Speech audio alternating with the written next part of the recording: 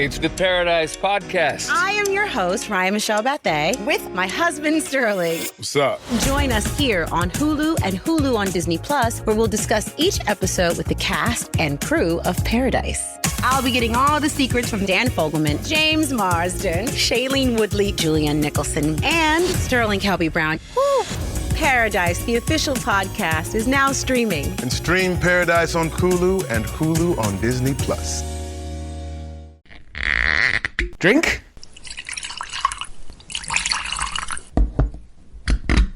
Now, shall we begin?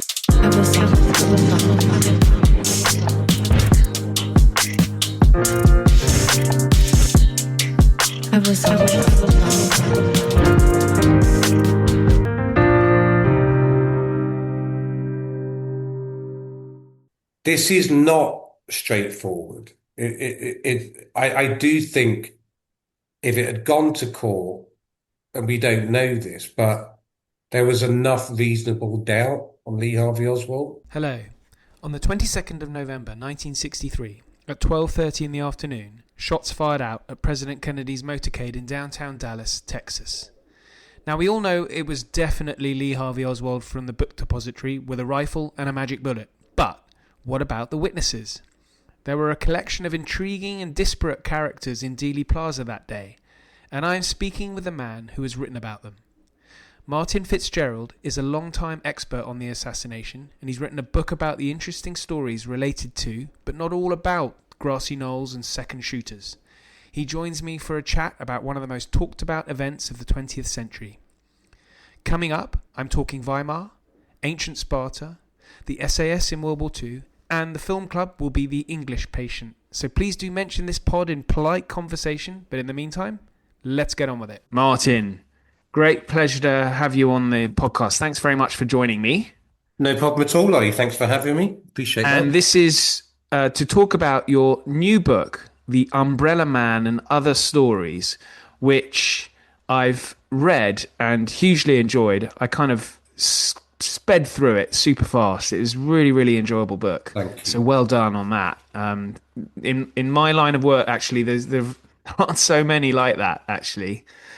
And I wanted to get you on because this is an area of the JFK assassination that I'm very interested in, because it's not necessarily, grassy knoll, fences, Lee Harvey Oswald with his Italian rifle. This is all about the individuals throughout Dealey Plaza who are witnesses to, I guess you write this in the book, don't you? That they're witnesses to a murder, and it's described as the JFK assassination. That kind of takes away the fact that it was, a murder. And it's a fascinating story, but I know that you actually wrote this quite quickly, I believe. About 6 months, 6 or 7 months. Right. Well, for me, that's very fast. But to paraphrase Bob Dylan, when he was asked about Blood on the Tracks, it took 10 years to live, and it took 6 months to write. So I've been obsessed with this subject since 1985. So that far back. Yeah, yes. A good 40 years. And yeah, so just to touch on what you've said, sort of angle of the book. I mean, there is some mention of the grassy knoll, there's some mention of the picket fence, and there's quite a lot of mention of Lee Harvey Oswald. But the purpose of the book is not to try and prosecute an argument. I'm not trying to solve this case. Having read lots of books on the assassination, I've often been left with the impression that I've been cornered in a pub by a lunatic. And what I wanted to do here was to give the reader the impression that they were in the company of a friend, right? So it's not didactic in any way, shape or form. I am not, as I say, trying to, find someone guilty or innocent. So my particular angle was, I've always been fascinated with this, is that the main event that day actually, wasn't supposed to be in Dealey Plaza. The main event was supposed to be in the appropriately named Main Street.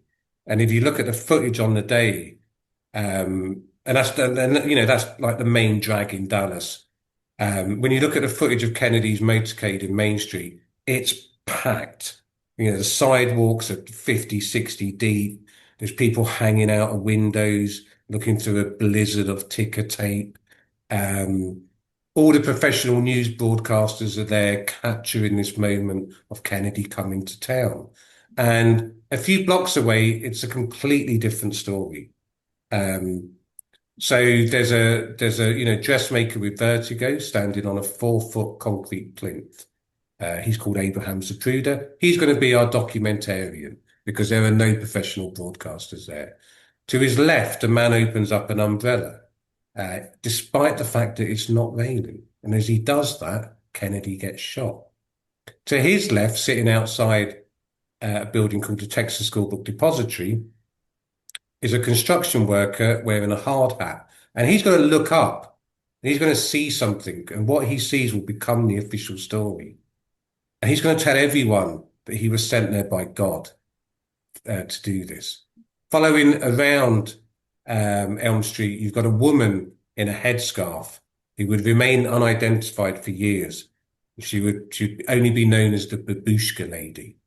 So what you have is this strange cast of characters who all decided to opt out of the main event that day, which was the motorcade in Main Street.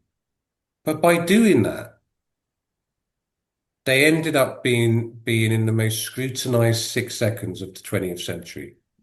And that's what I found fascinating, Ollie, was that these are the people, and I see myself as one of these people. I don't like big crowds and big events. I definitely wouldn't have gone to Main Street.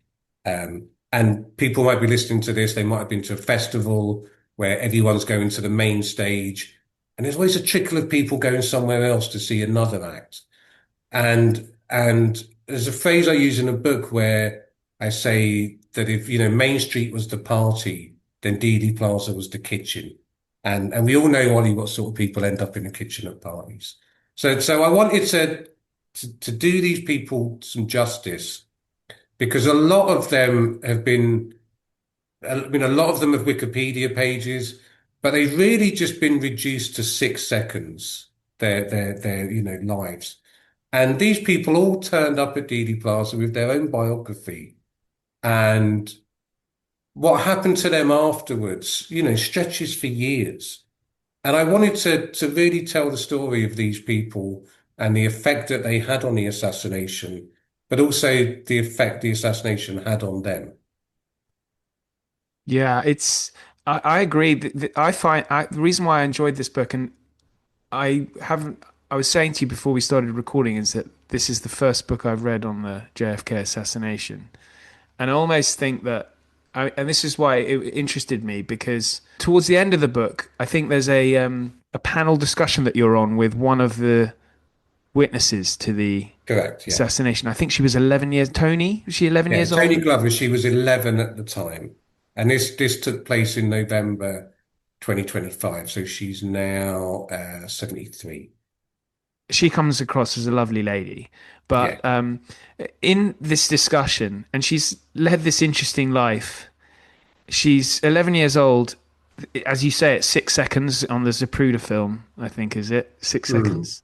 All the audience want to know is, all right, well, where did you hear the gunfire from? And, i.e. completely missing the point. This is someone who's, as you say, one of the people who did not go to Main Street and did go, well, I guess she was in with her parents, but... She was with her mother in Dealey. I mean, she has a fascinating story, Tony, but none of it really takes place within those 6 seconds. Yeah. It's just a hinge on her life. But the reason why she went to Dealey Plaza instead of Main Street is in itself fascinating. Then what happened to her afterwards is an incredible story of, 7 suicide attempts, fighting back through, academia and study, to become what she is now, which is a, professor of English. She's a incredible woman. And, I've got to know her, and I've got to know, I think, the real Tony. And it was interesting when I was interviewing her in Dallas, at this event where we were, touching on her past and the effect the assassination had on her. And when the hands went up at the end for the Q&A, it was like, okay, well, forget all that. No one really cares about your life. Did you see anything strange in LBJ's car? Did you, can you remember, how many shots you heard in what time frame? And I understand all of that. And people listening to this would say, well, look, that's your own fault, Martin, because you interviewed at a JFK assassination conference. What do you expect? And I'm not bothered by it. I'm interested by it. And Well, it does portray a lack of curiosity, ironically, amongst people obsessed by it. Because if you really want to know the subject, surely you'd be interested in the stories of people who were there that day. You would think so. I mean, I have to say that since I came up with this idea for the book and have gone through the whole writing process, the people that have been most interested in the concept are the people who have always wanted to know a little bit more about this subject, but they've been scared by it. They've been put off the message boards, the arguments, and the word conspiracy theory now is such a pejorative term that when you say JFK assassination, people think, oh my God. So those people have really welcomed this as a concept and thought, okay, so I can, as I said, I can be in a company of a friend that's going to explain this to me. But when I talk to people in the JFK assassination research community about this book, they look at me like I'm insane. They're like, well, who cares about these people?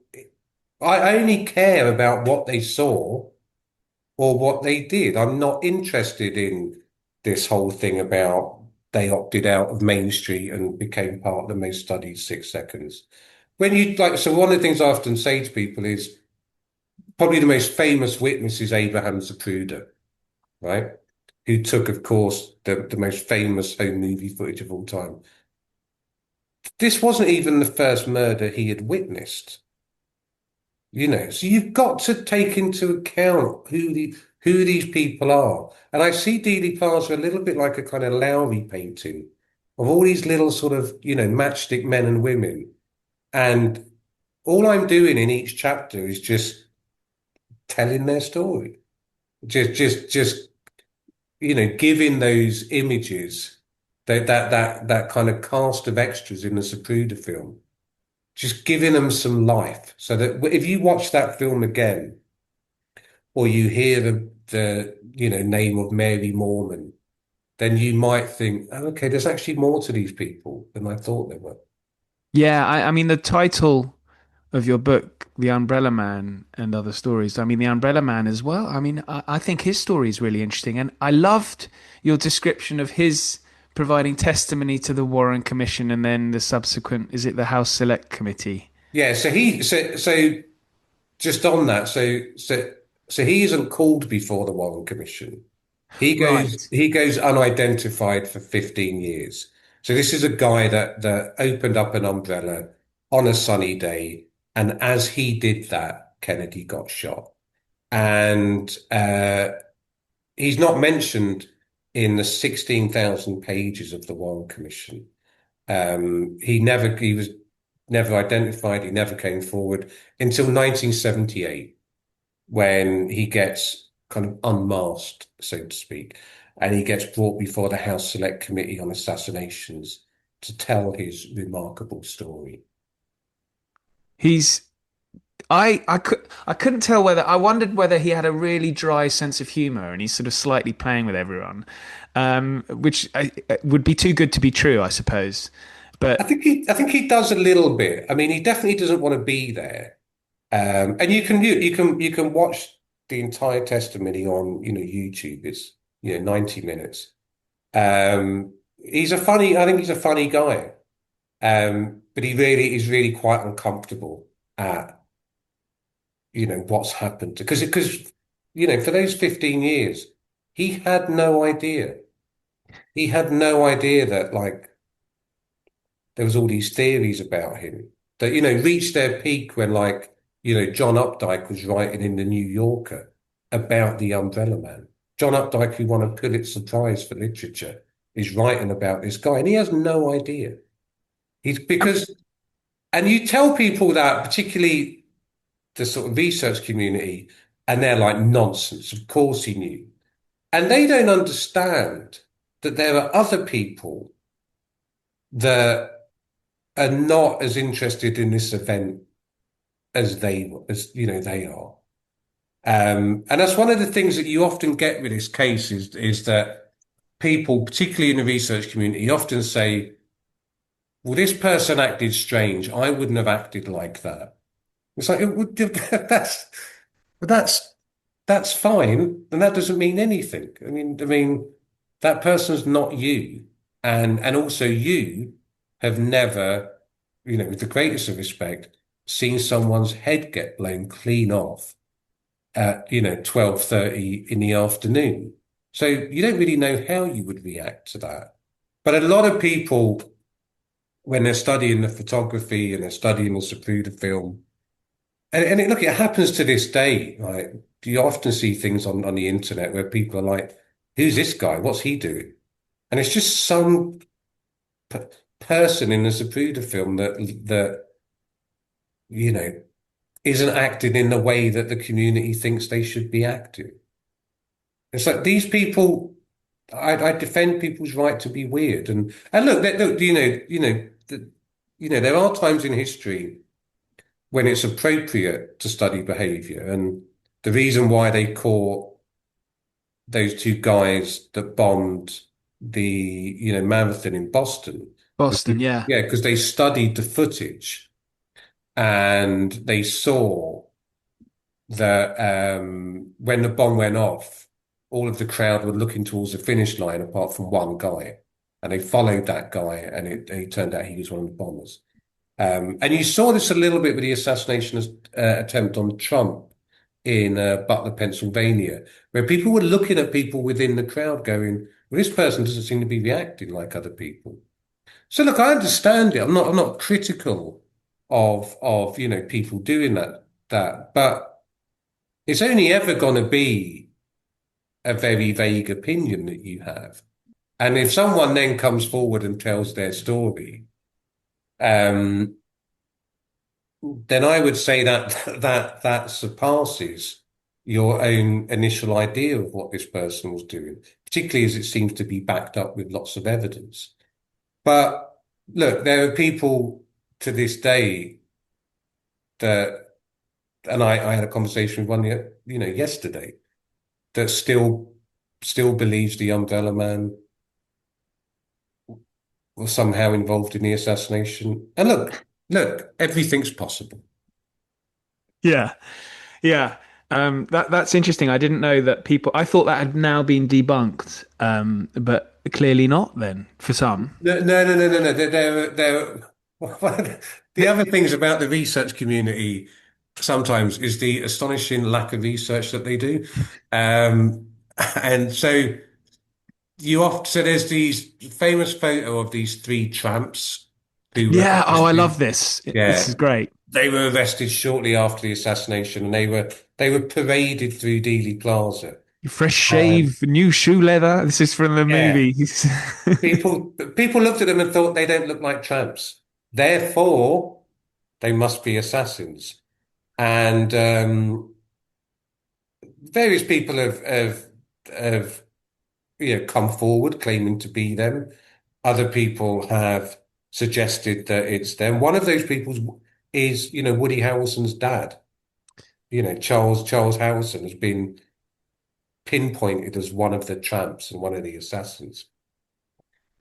And there was a big thing on Facebook the other day where people are saying, who are these tramps? And other people are saying, one of them is Woody Harrelson's father. One of them is, Frank Sturgis, who was in the CIA. And I did something which I don't often do, which was I got involved. And I said, no. These people have all been identified. That they were just tramps. They're nothing to do with the assassination. And I've seen their arrest records in the Dallas City archives. Straight away they come back and they're like, well, you may have seen some records, but that doesn't mean anything. And I say, okay, well, but two of them were alive when they got identified and confirmed it was them, and the other one, their sister, posthumously identified him. Well, that's what, and it's like you can't, for some people, and I think it's possible to believe in a conspiracy without believing everything.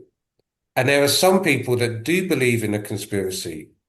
And if you are to point out that the Umbrella Man perhaps isn't part of it, the Babushka Lady perhaps isn't part of it, the tramps are maybe not part of it. For them, it's like the sort of cards are starting to fall down, and the foundation of what they believe in doesn't seem as strong as which I don't think is true. I think you just got to go with the evidence as much as you can. Yeah, absolutely. I mean, this is what gives the whole story its energy, though, doesn't it? Because everyone's so fascinated, and people still continue to disbelieve, as you say, like with the tramps. But that means it's going to carry on with all this sort of theorizing. But then, as you mentioned before, there seemed to be a younger generation. Before we started recording, you mentioned this.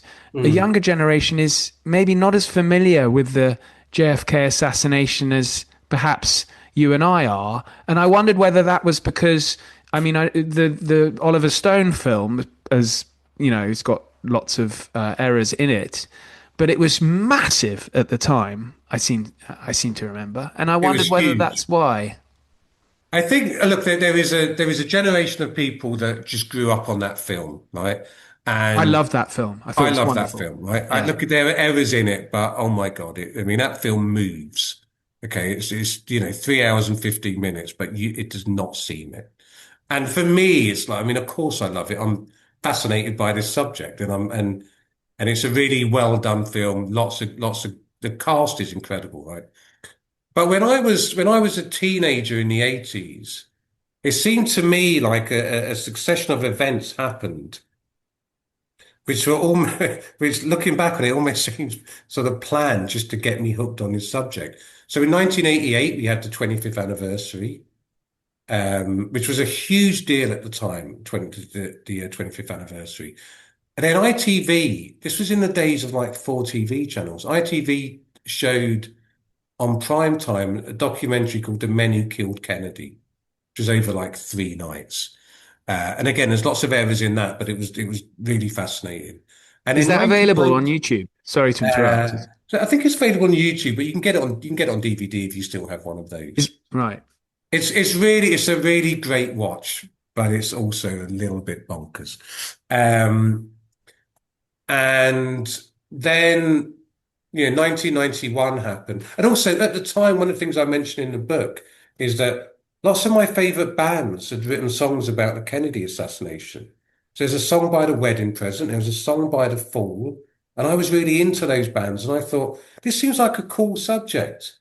Like, my favorite bands are writing stuff about it. John Peel, the DJ, he was there. He was in. Yeah, it's mad. And Bill Hicks used to do a comedy sketch about it. It seemed like, and I think like a lot of people growing up in the 80s they're kind of fascinated by the 60s because it was so near, but it's kind of yet so far. And so I've always been interested in like Dylan, the Beatles, the Stones, and Martin Luther King. The whole 60s thing fascinates me. And then of course the film comes out in 1991, and it was huge. And I think what a lot of people don't realize at assassination conferences is they're kind of cosplaying their favorite characters in JFK. I watched a documentary once about the film Galaxy Quest, where like I've seen that, yeah. Yeah, those people go to that convention and they all dress like they're in Galaxy Quest. A JFK assassination conference is almost similar, except people don't dress like they're in 1963, but they quote the film all the time in a non-ironic way.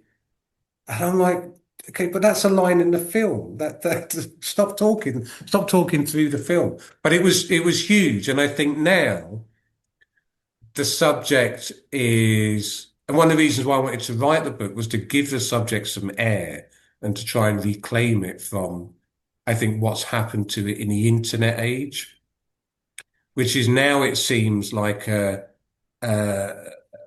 as I said earlier, conspiracy theory is a pejorative term, and there are good reasons for that. But the subject has been dominated by people who have no humor. They often don't listen. They're incredibly didactic. And I know people who are friends of mine that after they've talked to me about the subject, they go and look into it and they come back and they're like, Jesus, I went down a rabbit hole last night and it was horrible. So Yeah, I've never been on a Reddit forum to have a look, and Yeah, don't. I would say don't. I mean, just generally anyway. It's the sort of way I describe it is like I think it's a really rich subject, the Kennedy assassination, and all human nature is in Dealey Plaza. You know, our study of these people tells us way more about us than it does about those people. It's an interesting, historical event. It's become a cultural event, but it's kind of like, and I would say a subject similar to it is the history of the Beatles, which is another well-worn, highly detailed subject, full of richness, of which loads of books have been written about. So imagine if every book about the Beatles was just an argument about who was better, John or Paul. That's what's happened to this subject, is that it's been reduced to an argument, to a prosecution or a defense. And what you miss there is all of the richness in the story, I think. And that's what I tried to do, was say, well, look, if you want to find out who did it, and good luck with that, by the way, there are 40,000 books on the assassination. Go and read one of them. They don't all agree with each other, but by all means, do that. But if you want to learn about the subject from a different angle, then this is the book for you. Yeah, the richness of the story, I think, comes through in your book and all the people in Dealey Plaza at the time. But I don't want to sound like I'm completely contemptuous of people who think that there was a conspiracy behind it, because the US government, as we know, throughout the 60s was lying to its population over Vietnam and things like that. But there are elements to this story that I had no idea about. And as I say, I haven't read a book about it, but, one does sort of tend to read too far into the Wikipedia pages sometimes. But, I mean, there are bits like, I mean, quite literally pieces of JFK's skull that remain on the road afterwards, which was horrific reading, actually. Yeah, I mean, I mean, if you've been raised on a diet of, CSI, you will be amazed to hear that Dealey Plaza was never shut down as a crime scene. I mean, it was a fairly major road, Elm Street, and it was a kind of route from downtown to other parts of the city, which is why Kennedy took it, right? Because your map is so helpful, by the way, because I'd never really realised that, like, when the first shot is fired, it misses everyone, like everything.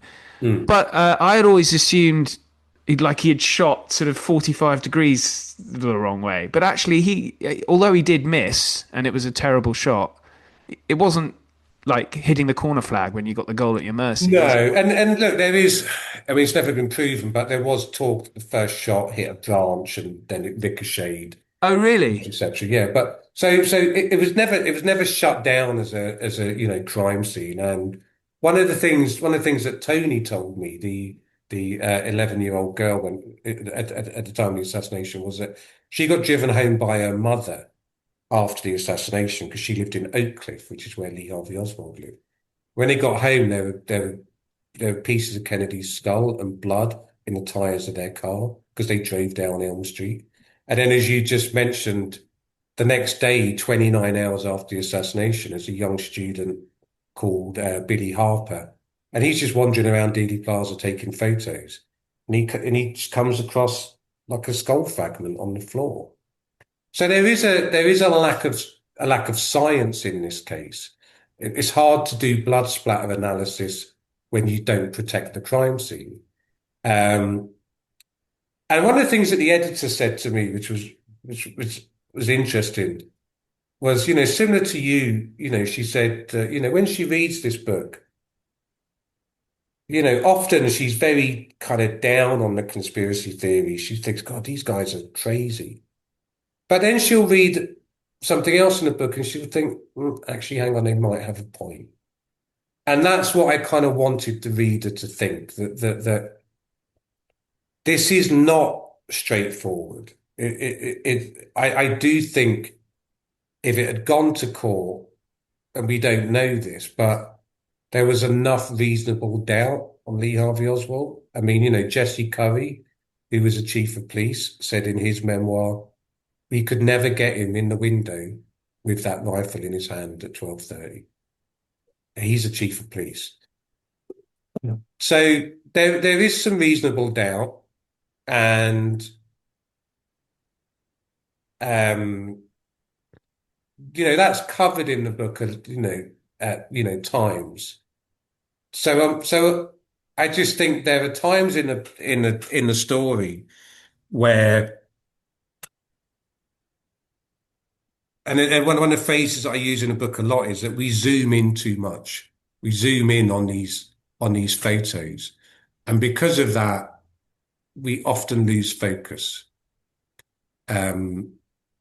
So I'm completely agnostic in terms of who did it. I just don't know. I could argue convincingly either way if I was forced to. And if someone told me that it was 100% a conspiracy, I know what I would say to those people. And if someone said to me, it was definitely Lee Harvey Oswald all by himself, then I know what I would say to those people. And to the very valid point that you made, one of the things which has dogged this case is the CIA and the FBI have lied continually about this case. They have lied to multiple investigations, starting with the Warren Commission, all the way up to the House Select Committee on Assassinations and subsequent investigations, which is still going on today. And the reasons why they've lied depend on your point of view, are either because there was a conspiracy involving people within the American government, or perhaps more likely it's just institutional self-preservation. That this was a guy, Lee Harvey Oswald, that defected to Russia just a few years after the McCarthy era, where people were getting blacklisted for a club that they were a member of in the 1930s. This was a guy that was in the military, he was a Marine, he had defected to Russia, and he told them he was going to tell them all their secrets. So when someone like that is arrested for killing the president, then what those organizations do is they try and cover their tracks. And so sometimes people mistake that kind of stuff for evidence of conspiracy. But it's also, and this has gone on for years and years and years, and there are recent examples of this in things like Hillsborough, in things like COVID, is that institutions are very, very good at self-preservation, and they will lie and they will cover up so that they don't get blamed for anything. Doesn't necessarily mean conspiracy. It's just that's what institutions do. It's how they survive.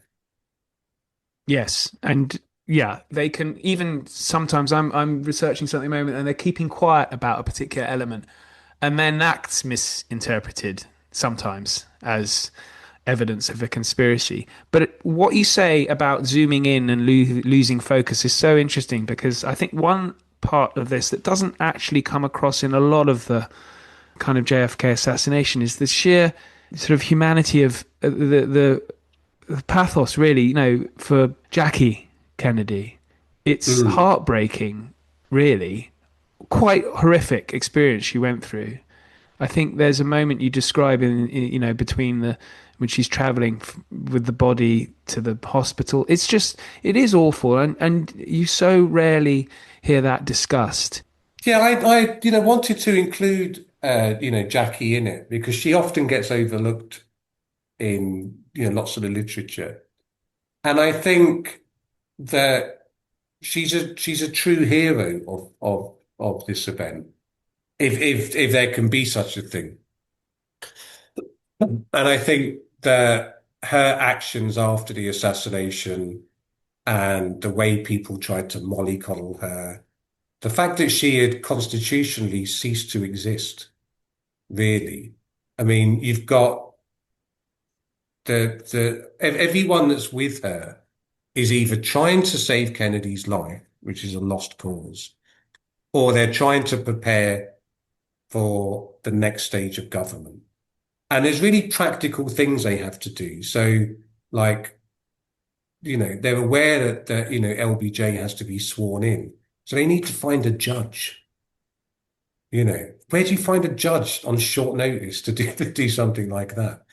And in between all of this is this widow who's sitting there in her suit, covered in her husband's blood. And what she does, I think, is people have said it's a real goosebump chapter because some of the stuff is quirky in the book and there's some humor in the book.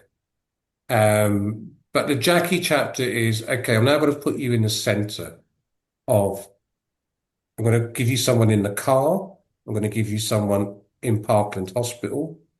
I'm going to give you someone more affected than anyone else who you've met so far.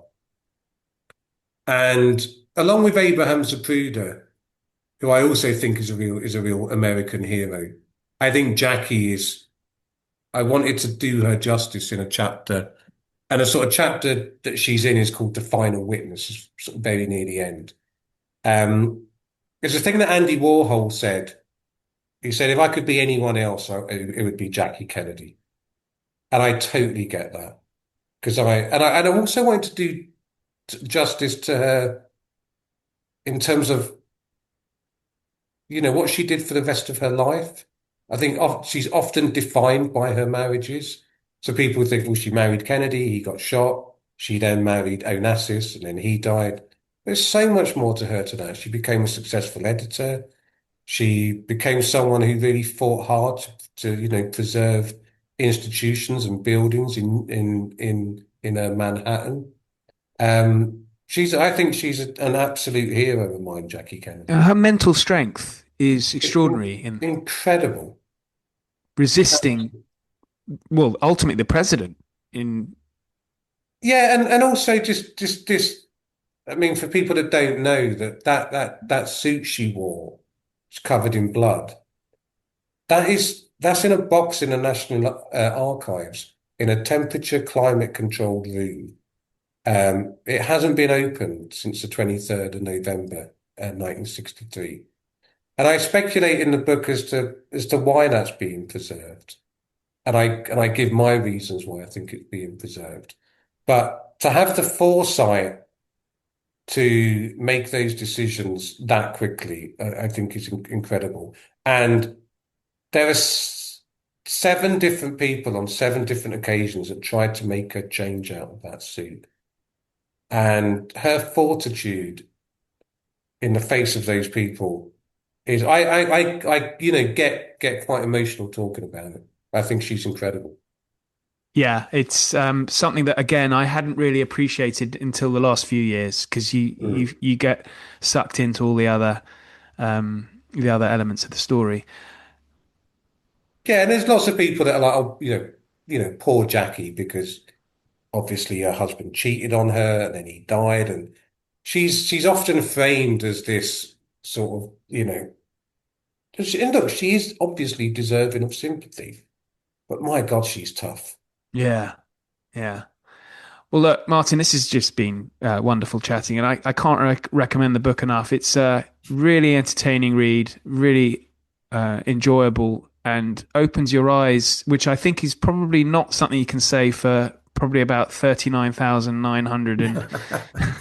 There are some very good books on the assassination. I have to say, I have to be fair. Look, because have you read the Victor Lulosi sort of 1,600-page every theory dealt with? Yeah. And wow. look, one of the things that I try and do is to read both sides of the argument sometimes, But also part of me, it's just like, I'll go 6 months to a year without reading an assassination book. And I think I just miss it. I just miss the people. I miss reading about Dealey Plaza. There's bits in the book where I go to Dallas and I walk around Dealey Plaza, and it's like I'm surrounded by the kind of ghosts of the people that were there that day. So the book is really a celebration of me just being a nerd on this subject, and how even despite the arguments that rage over it, I still have something which happened when I was 15, and I still have it now 40 years later. I have a love for the richness of this subject, and I wanted to, and I think sometimes, Ollie, which is something that you will know because you're working on a book, is that sometimes when you've read a lot of books on a subject, you kind of have to write the one that you want to read, and that's what I tried to do. Well, that's a very nice way to end it, I think, Martin. Thank you very much, and best of luck with the book. Thank you so much for having me. I really appreciate that. We've come to the end of this club meeting, so thank you for listening. If you want to get in touch about club benefits, please do, either by email or on X or Instagram. Links are in the show notes. I've also included my Substack link so members can read articles I've written on various matters that may be of interest. The History Book Club is written and presented by me, Oliver Webb-Carter.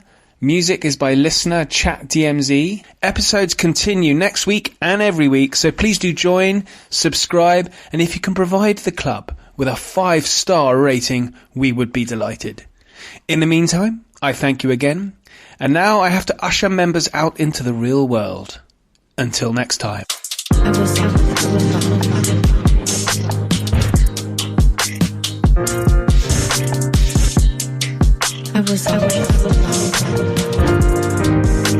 Security program on spreadsheets, new regulations piling up, and audit dread? It's time for Vanta. Vanta automates security and compliance, brings evidence into one place, and cuts audit prep by 82%. Less manual work, clearer visibility, faster deals, zero chaos. Call it compliance, or call it compliance. Get it? Join the 15,000 companies using Vanta to prove trust. Go to vanta.com/com.